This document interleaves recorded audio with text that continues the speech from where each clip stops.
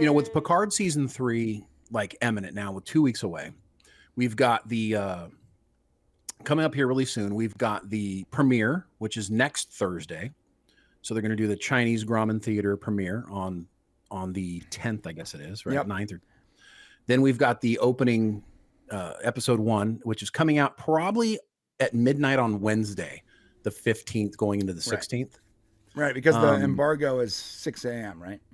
Right, 6 a.m. Pacific, 6:30 a.m. Pacific time. Nobody can talk about it until after that for the first episode. So there's a lot of stuff getting ready to come that's happening. But we specifically wanted to talk about, you were talking earlier about, people who are detracting, people who are saying, if this is going to be terrible. Overwhelmingly, people are saying who've actually seen the screeners that this is great Star Trek or return to great Star Trek. But you have people out there right now, and I'm just going to throw it out there. Doomcock's one of them, and Doomcock is going hard on Twitter. He's going hard in the paint. Yeah. Hard on Twitter against Picard season 3. And here's the thing. I feel bad for him in a way because he hasn't seen it. So at least if he's going to talk that way on Twitter about how bad something is, at least he should have the guilt of having to know he's lying to himself, right? But he hasn't seen it yet, so he doesn't know. Yeah, I was almost like, can we suggest to the screener people that they give Doomcock a screener? But I don't. They couldn't trust him not to leak it. He would leak it. Right. There's no way you could give it to him, and because he has an agenda. His agenda is to destroy Star Trek in its current iteration. Seems that way. In hopes, no, it's not. Seems that way. He specifically said that his goal is to bring down Alex Kurtzman to create a new thing for Star Trek. Somebody else in charge. It's definitely Alex Kurtzman. But you said Star Trek. No, he wants to bring current Star Trek down. Okay. And replace it with somebody who's going to listen. You don't know what Picard season 3 is. You haven't seen it, but you're saying terrible things about it. So really should hold back on that. But here's the thing. If they're going to find bad things to say about the show, no matter what. Sure. He's going to watch it and he's going to find ways to criticize it. Now, let me tell you guys something. If you're expecting Picard season 3 to look like Star Trek: The Next Generation, it will not. It is not shot in that sort of lighting. No. It is not shot in the 80s, 90s style of TV. Okay. God forbid we didn't even have very good resolution back then compared to now. Right. Don't forget the old 4:3 aspect ratio. Right. It's going to be, so it's not going to look the same. And already I can see the beginning criticisms are like, it doesn't look the same. It's too dark. It doesn't look like TNG. Well, guess what? It's not going to look like TNG. What's important is the characters, the story. Okay. And it's shot in a style that's today. So if you're going to complain about it, that's going to be an empty complaint that it's not the same brightness as it was before. Yeah, listen though, so that's a good point. Let's talk about that. So as someone who digests decades worth of movies and television for the channel and for ourselves, we have often put together videos where we are using footage from, like, say, Stargate SG-1 or Stargate the movie, Stargate SG-1, Atlantis, Universe. Every iteration of that Stargate has been a drastically different shot. Cinematography, brightness, saturation. Every single one. Like, Atlantis and SG-1 were the closest to each other because they were the closest to each other chronologically. But you go back to the movie, and then you go to SG-1, completely different things. Universe and SG-1 are so far removed from each other as far as style that it's like watching a different TV show. And I'm not saying Universe was the best show. It had its problems, but like as time goes on, styles and cinematography and technology changes. People aren't going to be using 4:3 aspect ratio. They don't have to light their sets with a giant, huge overhead softbox in order to see everything, because their cameras are better now and they can pick up things in low light. So when directors want to get that perfect, epic, cinematic feel, they can do that with the right camera and with the right flood. They don't have to light the entire set anymore. This is not the 70s and 80s. It's not. Right. Right. So that's one of the big arguments already is from the trailers. They're saying it's dark. It's going to be a dark show. It's definitely it's not going to be a lighthearted TV show. That's not what it's about. And TNG, if you go back to all the Borg stuff, come on, was that lighthearted? No, it wasn't. It was just shot lighter. So that's not a good complaint. And about the idea of bringing Kurtzman down, okay, about the idea of basically trying to get him replaced. Guys, frankly speaking, the problem, as we've already said, isn't necessarily Kurtzman. The problem is the executives. There are no, and listen, I would like to suggest Robert Meyer Burnett a couple of days ago did this incredible monologue that breaks all of this down. And he sees it same way eye to eye as we do. So definitely go back and watch his video from a couple of days ago where he basically says there are no Star Trek executives. Okay. In all of these other, whether it's Marvel, now DC, all of these other IPs, right? Even Star Wars now, there's an executive that's in charge of that content. So Paramount Plus doesn't have a Star Trek executive, somebody who's familiar with the history of Star Trek, the lore, a fan who cares about Star Trek. Okay. So because they don't have somebody like that, they're like, okay, look, let's make some money. So then they hire somebody like Alex Kurtzman because he wrote the 2009 Star Trek movie, right? With Robert Orsai. Bad reboot. I'm sorry. Right. And so he ends up coming in to help support, right, with Brian Fuller. Brian Fuller gets fired, so Kurtzman ends up with the job. That's how Kurtzman got the job. Kurtzman has said multiple times he's not a huge Star Trek fan. So guess what? He doesn't love Star Trek. You don't have an executive that loves Star Trek. So they start hiring showrunners that may or may not like Star Trek, but obviously aren't huge fans until they hire Terry Matalas, who that's where he started. He started on Voyager. He started on Deep Space Nine, went into Enterprise. This is where he cut his teeth. Terry Matalas was a student at Emerson College and sent thousands and thousands of faxes to Hollywood to trying to get in as an intern at Star Trek. Right. He wanted it so bad. That's how he got his start. So listen, if you want to bring down Kurtzman, there's no guarantee they're going to replace him with somebody else because we don't have an executive at Paramount who loves Star Trek. They just love money right now. So what we have to do is that's fine. Kurtzman, or they replace him with some other fool who doesn't care about Star Trek. The goal should not be to bring him down. The goal should be to prop up good Star Trek, prop up the good stuff. So after you see season 3, and if you want to listen to Doomcock and you have an agenda, all you might do is bring down Kurtzman to replace him with another Kurtzman. Yeah, just another Kurtzman around the corner. You might as well go with what you have as a win. You got good Star Trek with Terry Matalas. Just keep pressing it and get him to make more. Maybe eventually he becomes the Kevin Feige, the James Gunn, maybe he the Alex Kurtzman. Maybe he just takes Alex Kurtzman. Yeah, give him Alex Kurtzman's job. Let's get rid of Kurtzman and install Terry Matalas and call it a day. And now you have somebody who cares about Trek on all levels, and every Star Trek show is worried about canon and story and not having a bunch of stupid writing political that takes nonsense, you away from Yeah, this is what you want. So anyways, you can see why we're behind it. We're tired of not having good Star Trek. We're sick of it. Right. Okay. And so Terry Trek. Okay. We're just going to keep going. Yeah. David Nunez says, counterbalance Stacey Abrams. Yeah. That was a bad idea. They shouldn't have. That was one of the worst, most transparent, horrible things I have seen in a TV show ever. Here, show me your politics. Yeah. Showrunner. Literally. That's Michelle Paradise. I mean, she's got her own agenda. Everybody has their own agenda. Let's have an agenda from somebody who's a Star Trek fan. Right. All they care about is Star Trek, making good Star Trek. That's it. That's what we do.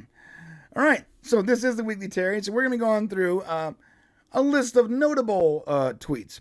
And as Shane said earlier, every early reaction I've seen has been rock solid. I have not seen a single real criticism so far to any of the early reactions for people and reviewers that got the first 6 episodes of the season. I feel bad for these people that they had to stop on episode 6. I know, right? We got to see the whole thing. Can you imagine getting to 6 and then having to stop? That's crazy. That's hard. All right, so this is the very first tweet we got here from Terry Metellus. He was answering someone who asked, anything TOS fans can look forward to in Picard Season 3. He said, I think so. Some will cry fan service. I think that stuff is organic to the world. Yeah, there's definitely a TOS stuff in there. Yeah, the fan service thing. I mean, we do have a problem with fan service in Hollywood today. But I think in this situation, fan service is only a problem when it doesn't serve the story. And in this case, in Picard Season 3, it serves the story. It's there for a purpose. It's not just an Easter egg for you to go, oh, that's not why it's there. So I think that's what he's talking about. Yeah. Yeah, it does work and is organic, I think. So that was the TOSTs. And then from Scott Matz, just watched the first 6 episodes of Season 3 of Star Trek Picard, and I'm completely blown away. So fun, action-packed, full of heart. This is everything to TNG fans. And I must say, this is the best acting I've seen from Jonathan Frakes as Riker. That's true. Yeah. That is so true, man. Yeah, someone said, Riker looks tired. I don't know, man. So maybe in the trailer, like that's the vibe you're getting. That's not the vibe in the series. That's all. I'll tell you what, Jonathan Frakes lost weight. He got in a little bit of shape for this. Yeah, he was concerned doing this. He was like, he's a director now, guys. So putting the uniform back on, and you know what? It's revitalized him. I think he wants to do more. Yeah. Which is cool. He did lose weight though. Like he trimmed up. He's like, all right, if I'm doing Riker, we're doing it right. Good for him. Yeah. No, he really did. Because I think in seasons 1 and 2, or seasons 1, I guess, it was pretty much just cameos. Like, I think that's the way it was sold to him. Like, these are cameos. You're going to be making pizza with your buds. And, like, he didn't have to, like, worry about fitting into the old uniform, Right. It wasn't a priority. Right. So this was a really, really heartwarming early reaction. This is what Terry said. I got misty this morning reading the words in this month's SFX magazine. Thank you, Darren Scott. I'm so glad we can be here for you. Everyone else send the suspect message. Okay, so basically they sent early screeners to Darren Scott. And this is what Darren Scott said. This is why. My mom passed away just before Christmas. One of the few things that helped me get through December was having SFX to focus on. And funny enough, having access to the new episodes of Star Trek Picard to watch. When I tell you that not for 1 second was I dragged back to reality is no understatement. This is probably the best Star Trek I've ever seen. It's massive, it's epic, there's love, there's loss, and grief. I don't get to tell my mom about the new shows. I just know she'll love. So tap that communicator and send the subspace message to you've been putting off. Love and sci-fi to you. So they gave him early access because he couldn't make it to the screeners. Wow, that's really sweet. I mean, and there you go. There's the heart and soul of it. I mean, these are Star Trek fans talking about how they feel about Picard Season 3. So yeah, if you don't trust us, just listen to everybody else. Yeah, I'm having a hard time talking right now. Excuse me, 1 second. Which story is this under? I can do some. Weekly Terry and Honest Pop Culture. Just pop it up there. We're at the Eric Deggans, the NPR guy. The one who didn't Terry said that your voice sounded like the guy from NPR? Oh, I think so, yeah. Yeah. So let's see. Eric Deggans at NPR. I've watched several episodes of Star Trek Picard's new season, and it is everything I hoped a reunion of next generation characters would be on an updated Paramount Plus Trek series. Fans will love it, and it's proof of the franchise's enduring strength. So that's more of what we've been saying, basically. Yeah, I don't know about enduring strength. This is the best we've gotten for a while. Well, yeah, enduring strength meaning, hopefully from old Trek to new Trek. Right. And then one more early reaction from Phil Perillo. Having watched a lot of Picard Season 3, it's the best thing Star Trek has done in live action since First Contact in DS9. Pretty spot on. The emotional real estate usually reserved for main characters is spread out to everyone in ways you've never seen before. I wish I can get my first time back. I feel the same way, man. I wish I could watch it for the first time again. You guys are so lucky. You're going to get to see it for the first time coming up. Just relish this when you guys get a chance to see it. Okay, so those are the early reviews we pulled. There's a lot more, but we're not gonna sit here and do early reviews for the rest of the time. No, there's some Doomcock stuff. But yeah, I know. I'm trying to segue. Oh, sorry. So we showed you the good stuff. Now we're gonna talk about the Doomcock stuff. This is what Doomcock said in reaction to the trailer. And remember, Doomcock has not seen it. As I said, folks, Picard Season 3 is just more... I'm not going to do his voice. Picard Season 3 is just more of the same woke bull SHIT. Only this time, they've reunited a bunch of TNG cast members to corrupt their characters just like they corrupted Picard. This is just another ploy to sugarcoat their wokeness and to con fans. Don't be fooled. Well, he's never going to come on to debate it. But you know, what's really, I'm embarrassed for him because the show's going to come out for everybody. And it's not going to be woke because it's not. And trust me, we have no problem telling you what's woke and what's not woke in our opinion. Yeah. Our opinions are never held back in that regard. Yeah. Right. So I'm always worried about possibly getting canceled. So it's not woke. They've reunited a bunch of TNG cast members to corrupt their characters. Well, guess what? They don't corrupt the characters at all. In fact, if anything, the characters are better than they've ever been. Yeah. Okay. They're celebrated and they're more evolved. Like they're fully developed characters, probably for the first time. That's what's cool about it. Now, after 30 years, you thought you knew them, right? Now you just know them better. Right. You know what I mean? And it coincides with exactly who they were when they were younger as well. So it's all just wonderful. This is just another ploy to sugarcoat their wokeness to con fans. Don't be fooled. You know, if he wanted to make that argument for seasons 1 and seasons 2, I would say he necessarily wouldn't be wrong. Especially for Discovery. But when it comes to Picard season 3, he just doesn't know. And putting this crap out here when you don't know is tantamount to it's just a huge mistake. I mean, you're not doing any service to your fans. You're giving them misinformation that is simply not true. You know, you can talk about what you think is going to happen, what you think might happen, but you can't just say that's what it is. I mean, in my opinion. Yeah, so there was a tweet attached to that for some reason I can't see now. I think we were blocked by Jesse Earl. It's No, we're not blocked by Jesse. Yeah, it came from Jesse, right? Right, but for some reason I can't see it anymore. I can tell you what the tweet was. Right, that's what I'm trying to get to. Because I also think that Jesse Earl, might be reading a little too much into it, but whatever. Well, not necessarily. See, everybody gets things for their own target. So she talks about in the no. What did she talk about in the trailer? Or did she talk about in? She was talking about the series. She saw the screeners, right? She saw the screeners, and she was talking about the screeners, not the trailer. So she kind of gave away more information than she should have. Yeah. She actually should not have been allowed to talk about it until after the embargo. So she actually kind of made a boo-boo there. And Doomcock tried to take advantage of it.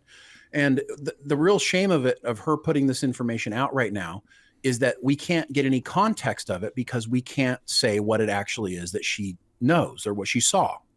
But she basically says something to the effect that that 7 of 9, what do they call it? Dead naming. So that 7 of 9 deals with being dead named. I think that's what it was, right? Yeah, but it is like, that is not what happened. But no, that's what she said, right? Right. Okay. So Doomcock connected onto that going, oh, well, if they're doing dead naming in Star Trek, then obviously it's woke. That was the ammunition he used for this tweet. Right. The problem is that Jesse, the scene that she's talking about is not specific to what we have going on in culture right now with dead naming. It's not specific to that. Now, if you wanted to apply that reasoning to what happens in that scene, you can, because it's your own personal experience. And what you get from Star Trek sometimes is mirrored by your personal experience. And so maybe Jesse got dead naming from that scene with 7 of 9, but for you and I and the people who maybe don't connect with that sort of thing, it's just going to feel like a natural thing. And that's what I was trying to explain. I even tweeted back to Doomcock, hey, that's not what it is. It's not. You haven't seen it. You really should wait until February 16th. Right. And so she definitely shared too much there. And I understand that's being filtered through her personal experiences. Completely fine. There is, and that's cool, but there's no dead naming or whatever. That's not what's in there. Real quick, David Nunez says, sending screeners and inviting YouTubers is like they're making wrong. Well, yeah, they were wrong. Oh, no. No. Okay, so David, I'll give you a little piece of information. Yeah, can you fix that? Because that's what I was about to bring up. Don't see this is what we're talking about putting out wrong information. Okay, so Star Trek isn't inviting a bunch of YouTubers. Yeah, let me tell you who's inviting a bunch of YouTubers. Terry Metalis is. Yeah, Terry Metalis, and Nerdrotic is coming partly because of us. So essentially he's coming to the premiere because it's partly what we're doing. Nerdrotic is our +1. Just a heads up. Nerdrotic is our +1. We were able to get Nerdrotic in because we know Gary. He's a friend, and we had a +1, and that's why Gary is going. And we think he's going to love Picard season 3, so he's coming out to the premiere. And when Shane asked Gary if he wanted to go, Shane was like, "Yeah, okay, cool, yeah, I'll come." So, Gary's going to tell the truth, guys. This is what we love about Nerdrotic. Yes, now, Paramount's not reaching out to Nerdrotic saying, "Please like us." No. Right. Sometimes you get to take a date with you. So we're bringing Nerdrotic. That's right, because we think that Gary, once he sees it, is going to say what he truly believes. And if it's not good, Gary's going to say it's not good. But let me tell you what Gary's not going to do. Gary's not going to do what Doomcock's doing, and he's not going to say it's bad when it's not bad. Okay? He's just not going to do that. We've known him for too many years. He's going to tell the truth. He'll tell it from his perspective, right? Yeah, that's one thing we really appreciate about him. We appreciate that about Gary, is that even if his perspective is not always on the same vibe as ours, he does genuinely tell the truth. This is how he sees things, how he believes things. So, of course, we want to bring Nerdrotic. Of course, we want Nerdrotic to experience this so he can understand what we're seeing as early as possible. And look, honestly, the more people who say that this version of Star Trek is good means potentially getting more Star Trek that's good, guys. Right. And also, just to answer this question here, Brian will be paying for dinner. So Brian's paying for the date. I had to pay for dinner. That was the only way I can get Gary to come. So that's okay. Yorkshire. I want to see Brian, Shane, and Gary Lincoln Arms giving on the red carpet. We'll do it. We'll do it. Oh, the freaking Twitter poll. I totally expected it to be full Klingon cosplay. It wasn't. What was it? It was like classy. Everyone wants me just to dress like a normal, classy person. You know why? Because they don't want you to embarrass us. That's what they're saying. I am shocked at the same people that voted for me to get a lower back tattoo that they want me to dress in a tie and a suit. Well, that's embarrassing you, but you're representing all of us out there, so you gotta look good. Yeah, I'm wearing a blazer and a Terry Trick shirt. That's what the poll wanted me to do, and that's sort of what I want to do anyways. So awesome. That's what I'm wearing. Nice. Yeah. Okay, so I'm gonna wear my Popcast hat if I can freaking find it, bro. I don't know if I'm gonna wear a hat. I'm definitely wearing the Terry Trek shirt. No, I'm wearing my Popcast hat, not my Terry Trek. You don't like hats, but I prefer hats. Okay. So let's read this last Doomcock thing, and then if we got anything else for the Weekly Terry, we can move on. Right. Picard season 3 is basically a remake of Star Trek Nemesis, only in this case, Shinzon has more hair and less charm. A lot of pew-pew, ugly darkness characters explicitly saying, "Are these the same people you knew?" And the answer is, hell no, not even close. Skip this shit, folks. All right. I guess you get all that from the trailer. How does it feel to make like a definitive statement on something that you've never seen? Have you ever tried doing that? I mean, well, when your agenda's always been that way, of course you can. Let's see. You do that. So if you've seen That's a everything, good move. everywhere, all at once, I'm going to make a definitive statement about this movie that I have not seen. Are you ready? This movie was horrible.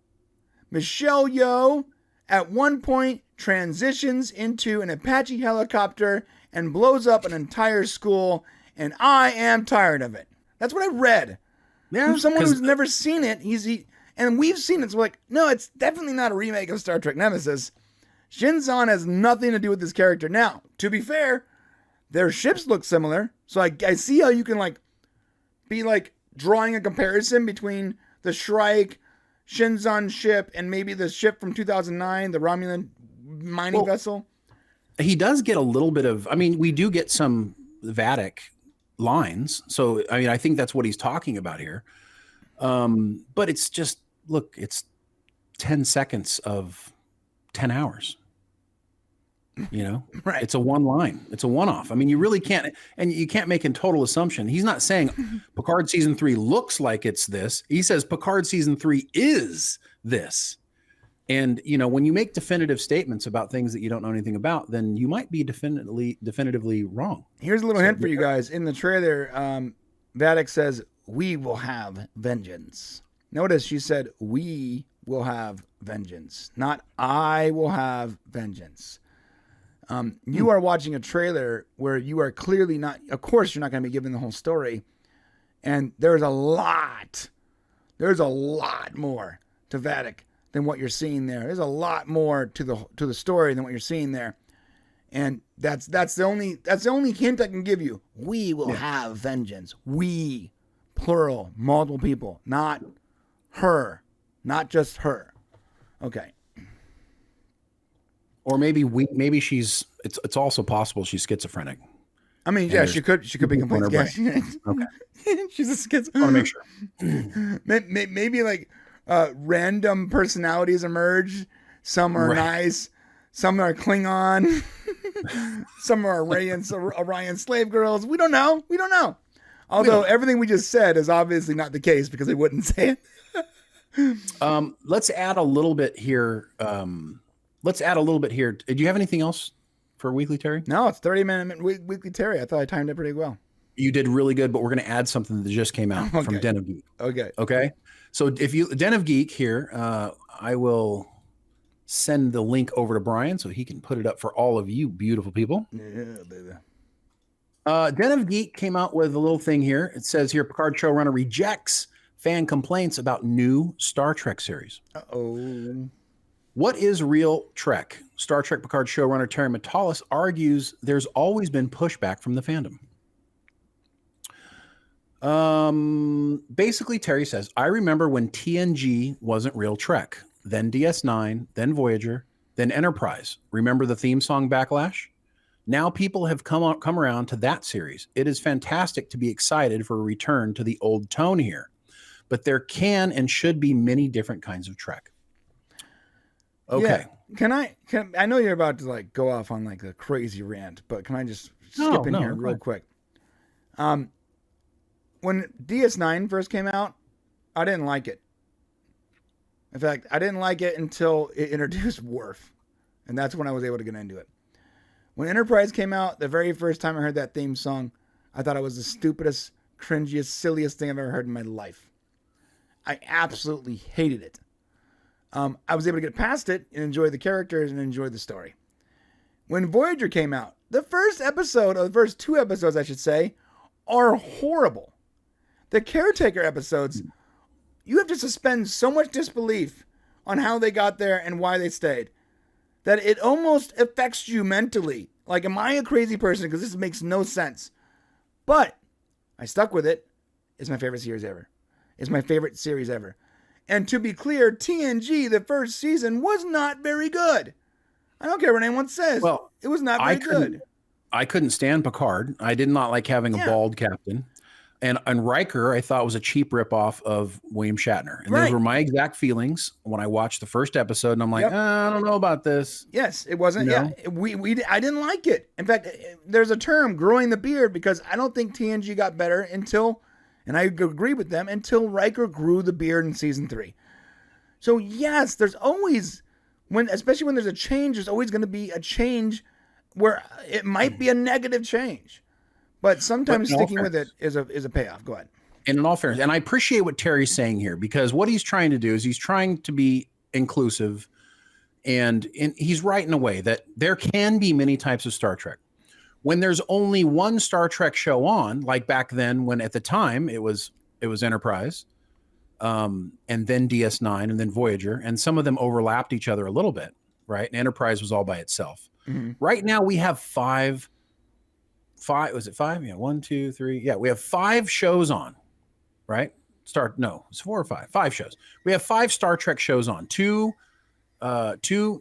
animations, right? And 3. And then we have Discovery, Picard, and Strange New Worlds. Right. Okay, so we've got 5 Star Trek shows. So what Terry's saying is that there can be many different types of Trek. So for example, Discovery, right? We were not happy. Discovery was the only thing that came out, and we weren't happy because we didn't like it. And right? and we tried to like it. We tried. Just like the other shows that we didn't like initially or whatever. We tried. Discovery only got worse. It never got better. It literally only fell deeper and deeper into horribleness. Right. But what I'm trying to say is, Terry, what I'm trying to say is, in this case, it wasn't the only show that we could watch. Eventually, Picard came out, and we hated that too. Right. So we started out, maybe that's possibly good, but then we eventually didn't like it either. So now we got 2 shows we don't like. Lower Decks was universally relatively liked.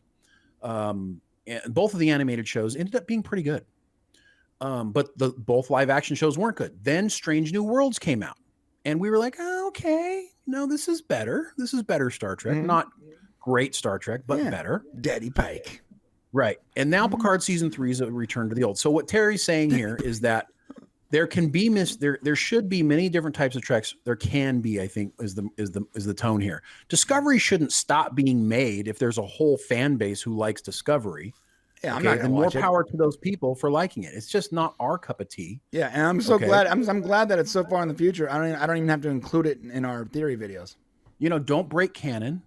Don't break Star Trek canon. Don't ruin characters that are legacy. But go ahead and keep making it if that's what you want to do. As long as there's Star Trek for us that love Star Trek for what it is. As long as that's there, I'm not going to complain that something else exists. So I just wanted to put out that he put that out there. And I think it's important to note that if you hear us saying, like, we want Terry Trek, we want Picard season 3, this is the future of Trek that we want going forward, it doesn't mean that for the people that do enjoy other types of Star Trek, you can't have that as well. It just means there needs to be Star Trek for the old time fans. And this is kind of the direction we're going. Yeah, for us legacy fans. And to be fair, there needs to be Star Trek that is actually continuing in the prime timeline, as in continuing forward in the continuity of the prime legacy, whatever you want to call it, timeline. If you want to make a side trek and go off into the past and hang out with Pike, or go off into the future and hang out in that dystopian nightmare place that is Discovery, then go ahead. But you need to continue the regular story, the actual prime timeline story, and continue that continuity in some way. And that is Picard season 3, guys. Right. So Picard season 3 catches up with current continuity. We really want a series that takes off where Picard season 3 leaves off in the timeline. I think it's critical to the success of future Star Trek and kind of embracing what the core of Star Trek is by continuing to tell the story that started with TOS, went into TNG. It's the TNG Deep Space Nine Voyager story continued. Yeah. And that's what Picard season 3 is really. Yeah, Picard season 2, but 3. No, Picard season 1 tried to continue the story. They fell in their face because of bad writing. But it's in the timeline. Right. Picard season 2 didn't even try to continue the story. They literally instantly went back in time. And, that's true. And stayed there. They didn't forward the timeline whatsoever. Right. Picard season 3 does, drastically. Yes. And it also sets up to continue the story in the current timeline. Right. And I think that's what's key, and hopefully that's what ends up being embraced. Yeah, we hope. Yeah. We can only hope, folks. All right, and that said, that is the end of the Weekly Terry. If you liked this and you want to see more, please hit the subscribe button on the way to the comment section to let Shane know he's a shill. That's it. If I'm going to be a shill, they should at least pay me. Yeah, I keep Right? telling everyone I like. Listen, guys, I'm getting called a shill a lot, and I don't have any paychecks to back that up. So You know what? I'm going to actually accept. very poor. So can I get some shill payments here, please? Let me tell you what I'm shilling for. I'm shilling for good Star Trek. Well, you're, I'm not you're shilling. simping because shilling is implying that you get paid for it. Listen, man. All these new stupid words. Okay, I'm so sorry. I'm simping. All this other crap. You're a which- Terry which- Metallus simp, bro. I'm gonna be 50 years old this year, guys. Okay, so I don't know what the f simping means. I think it means like, to me, it means like an imp doing something bad. I don't know. It's some like person with no girlfriend who gives money to e-girls online. Oh, That's what a simp is. That's kind of what I'm doing to Star Trek, I guess. So, but only Star Trek that loves its history, its cult, and is moving forward to the future. Here's That's the difference: a shill gets paid, a simp pays. That's really the difference. Well, I'm not really paying anything. Well, you do. You pay for Paramount Plus. Well, You put your reputation on the line, and for like 6 months, you've been saying how awesome Picard is. You're paying. there's a cost. There's a cost. Plus, I'm pretty sure Shane didn't have gray in his beard prior to Picard season 3 announcement. That is true. That is true. And let me tell you something. But here's the deal: if Picard season 3 is great, everybody falls in love with it, and we get a renaissance of Star Trek shows after this because of the going out and doing what we're doing here, then F it. It's worth it. It's 100% worth it. Give me the gray. Give us more great Star Trek. I don't care. Someone please go back and look at last year's show and tell me if Shane's beard was gray then. Pull it up. Go I'm ahead. pretty sure that Shane has literally gone full white in a period of less than a year.